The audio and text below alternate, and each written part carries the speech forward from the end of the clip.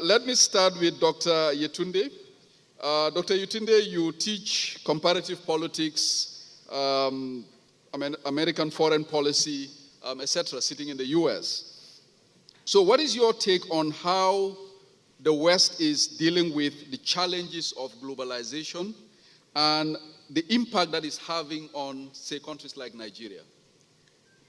Good afternoon, everyone. It is a pleasure to be here, and I stand on existing protocols.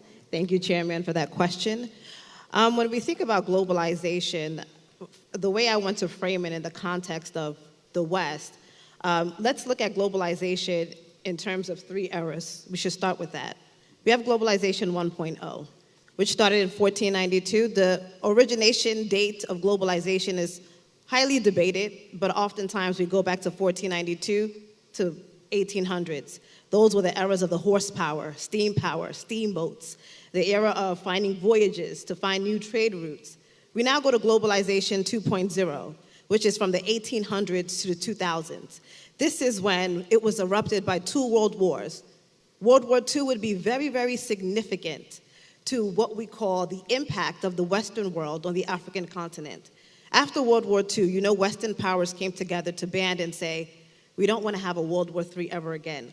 How do we come together? What can we create? What institutions can we create to ensure international peace, international trade, international labor rights, and to ensure that there is some form of what we call global governance? The erection of the International Labor Organization in 1919, the United Nations, the World Bank, the International Monetary Fund, and the World Trade Organization.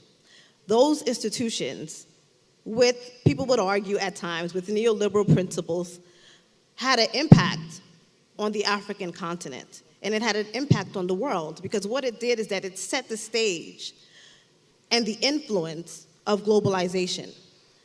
World Bank and the IMF, as you have known, have intertwined and have had dealings with a lot of developing countries, Nigeria in particular.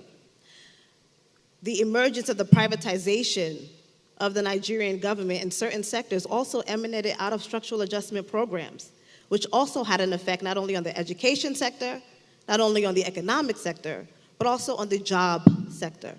We are now in what we call Globalization 3.0. This is where we are now, with the emergence of high-speed technology, the ability for an individual to be local in roots but global in reach. The same goes for corporations and companies. The same goes for multinational institutions and transnational institutions. There's a debate that we have globalization 4.0.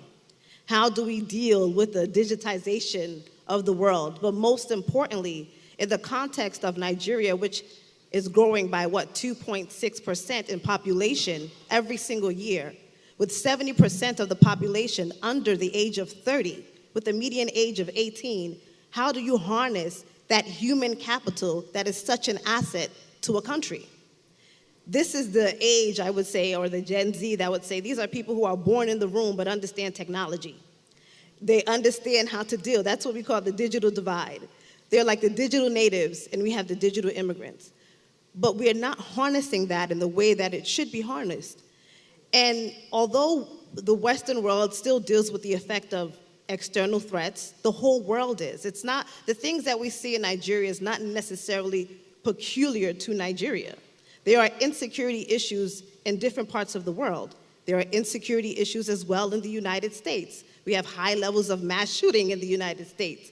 However, there are policies that are in place that ensure that, of course, education continues to steamroll and continues to redevelop and redesign itself to continue to make people competitive in the modern age that we live in.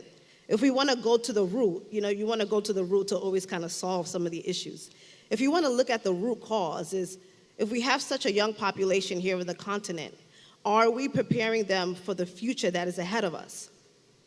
Are we preparing them in terms of the educational curriculum to be competitive with the rest of the world? India, for instance, if I pick up the phone and say my package from Amazon was lost, there's a representative from a call center in India that is walking me through all the different steps of problematic issues. They also have what we call a population bulge as well, and they have been able to take the advantage of ICT development, create call centers, create customer service consumerism.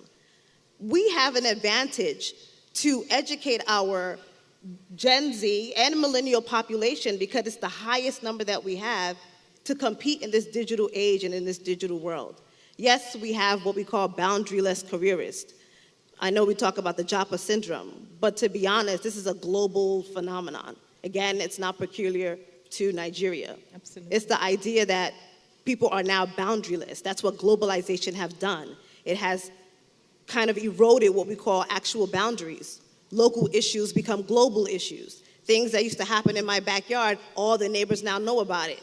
You know, things that happen in one country now affects the other. So we are intertwined and interdependent in one another. So for instance, the global pandemic, it affected everyone in the world. The levels were different. The United States reeled from it. I lived in New York, and everything shut down. Everything shut down. And the interesting thing that we saw, especially in the universities, was, of course, remote learning, although that had already been in place. But for faculty that actually came into the office, that actually came into meeting, that had one-on-one contact with students, and for senior faculty who were not experienced in the new digital age, who would come to the courses and come to the classes and have not used certain platforms that enable distance learning, could not keep up with the demands that the pandemic, that globalization had. And you see that in many different sectors. So it's the idea that it's not just the young people, but it's also different generations of keeping them up to speed in the ever-changing advancements of technology. And it's going to affect every single sector, from health to education to infrastructure, but most importantly, it's the infrastructure that needs to be there. In order to harness the potential, and I always say, the way I look at Nigeria from a dual vision is that it's a very special place with highly educated people, with highly innovative people.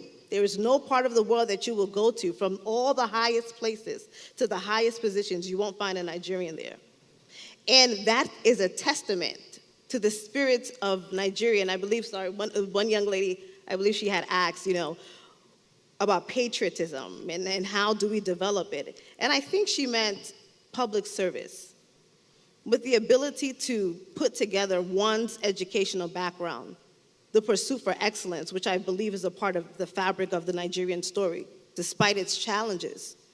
We can be able to utilize and harness and put more emphasis in building capacity building and human development and human capital than just relying on natural resources. We have to change the narrative and change the way we also deal with the West and the way the West deals with us. They are the architects of many of the multinational corporations that have come out of the world. They are also influencers of a lot of the global agenda that also comes out of the world. Many of them good, right? Many of them have great values. But at the same time, there's a Pacific culture that many countries have that they want to hold on to. There's a Pacific uniqueness that can't be lost in the pop cultureness or in the globalization of culture, because there are many different forms of globalization. There's globalization of ideas, of knowledge, of culture, of politics, not just the economy. And all of those things have had an impact on many countries around the world. So at the end of the day, to sum it up, yes, the Western world has its own issues in terms of globalization. But the thinking is, how do we continue to remain competitive as our corporations continue to outsource for labor?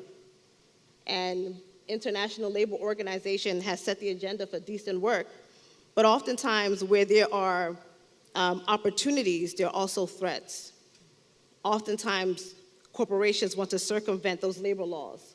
They want to undermine labor laws, and so they seek out certain countries. So that can happen. But I believe in Nigeria, we have the asset, we have the population, we have all of the right dealings. It's just creating the environment and the infrastructure to compete with other countries that don't have that unique asset, that need to go to another country to harness that asset. And we have it here in Nigeria. So it's about creating the infrastructure to ensure that we can compete with every country in the world. Thank you. Thank you very much, Dr. Yutunde.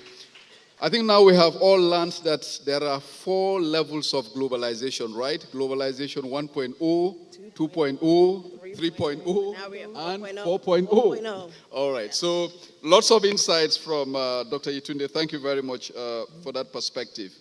So lastly, let me